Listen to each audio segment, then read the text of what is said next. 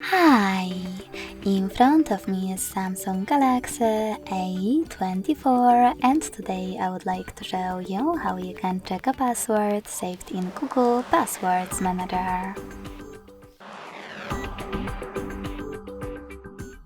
Begin by going into Devices Settings and scrolling down just a bit to access Google section.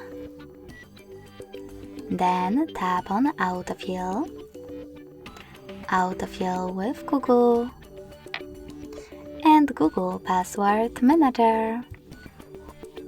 Finally, just click on one of your passwords that you wish to check and enter your current login method or use face recognition.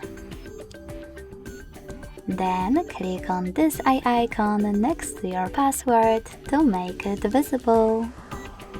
Thanks so much for watching. If you enjoyed this video, don't forget to leave a like, comment and subscribe. Bye!